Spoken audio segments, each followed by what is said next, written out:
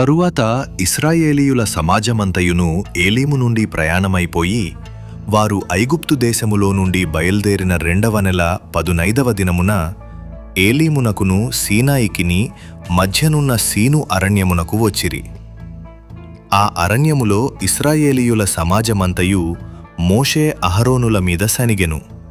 ఇశ్రాయేలీయులు, మేము మాంసము వండుకొను కుండల యొద్ద కూర్చుండి తృప్తిగా ఆహారము తినునప్పుడు యెహోవా చేతి వలన ఏల చావకపోతిమి?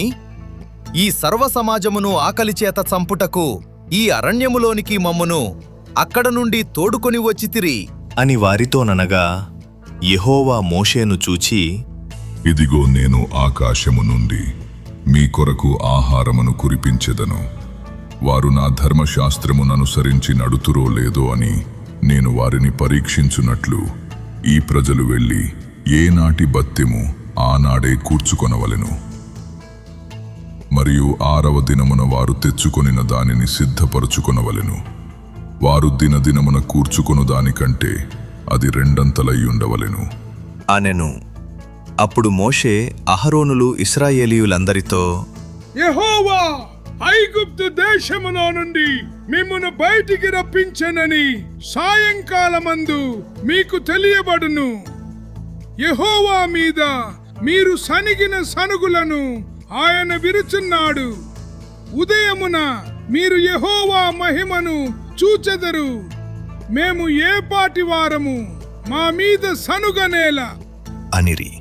మరియు మోషే, మీరు తినుటకై సాయంకాలమున మాంసమును ఉదయమున చాలినంత ఆహారమును యెహోవా మీకియగాను, మీరు ఆయన మీద సనుబు మీ సనుబులను యెహోవాయే వినుచుండగాను మేము ఏ పాటి వారము, మీ సనుగుట యెహోవా మీదనే గాని మా మీద కాదు అనెను.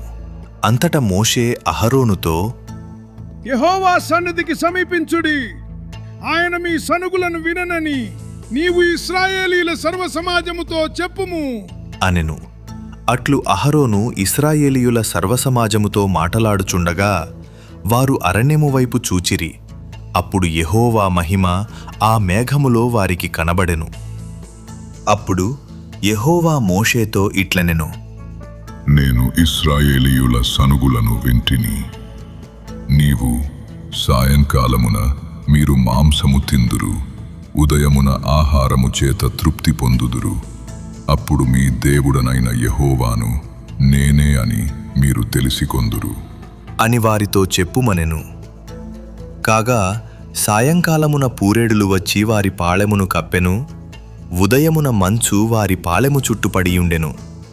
పడిన ఆ మంచు ఎగిరిపోయిన తరువాత నూగుమంచు వలె సన్నని కణములు అరణ్యపు భూమి మీద కనబడెను. ఇశ్రాయేలీయులు దాని చూచినప్పుడు అది ఏమైనది తెలియక, ఇదేమి అని ఒకరితో ఒకరు చెప్పుకొనిరి. మోషే, ఇది తినుటకు యెహోవా మీకిచ్చిన ఆహారము.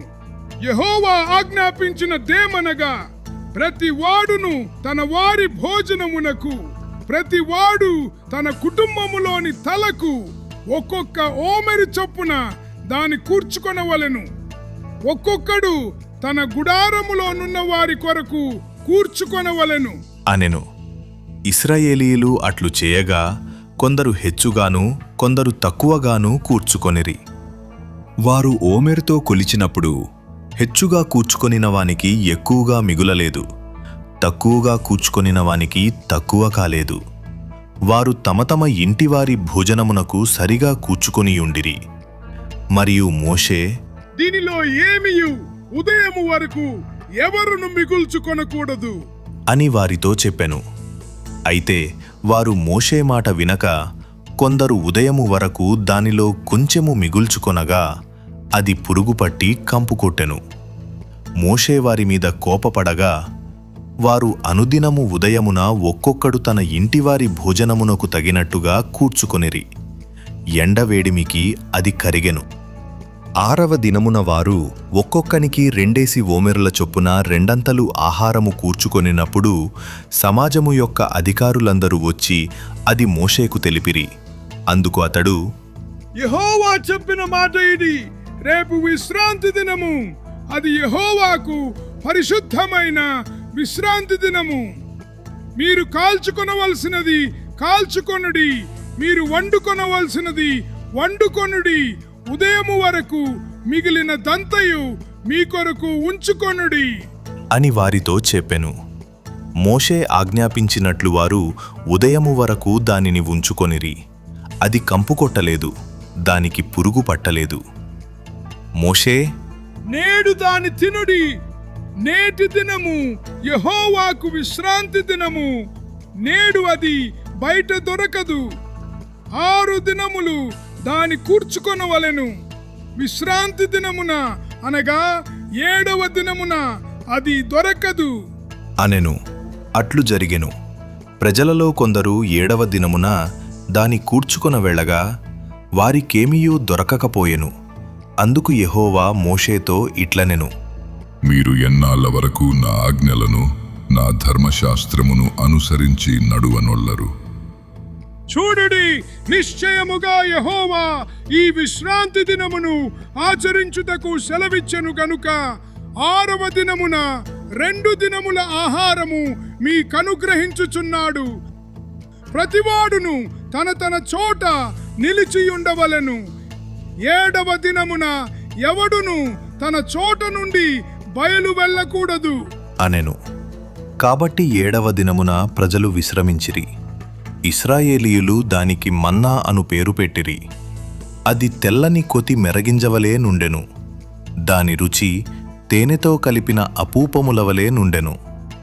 మరియు మోషే ఇట్లనెను: యెహోవా ఆజ్ఞాపించినదేమనగా, నేను ఐగుప్తు దేశము నుండి మిమ్మును బయటికి రప్పించినప్పుడు అరణ్యములో తినుటకు నేను మీకిచ్చిన ఆహారమును మీ వంశస్థులు చూచినట్లు వారు తమ యొద్ద ఉంచుకొనుటకు దానితో ఒక ఓమెరు పట్టు పాత్రను నింపుడి అనెను. కాబట్టి మోషే అహరోనుతో, నీవు ఒక గిన్నెను తీసుకొని దానిలో ఒక ఓమెరు మన్నాను పోసి మీ వంశస్థులు తమ యొద్ద ఉంచుకొనుటకు యెహోవా సన్నిధిలో దాని ఉంచుము అనెను. యెహోవా మోషేకు ఆజ్ఞాపించినట్లు ఉంచబడుటకు సాక్ష్యపు మందసము ఎదుట అహరోను దాని పెట్టెను. ఇశ్రాయేలీయులు నివసింపవలసిన దేశమునకు తాము వచ్చు 40 ఏండ్లు మన్నానే తినుచుండిరి. వారు కనాను దేశపు పులిమేరలు చేరువరకు మన్నాను తినిరి. ఓమెరు అనగా ఏపాలో 10వ భాగము.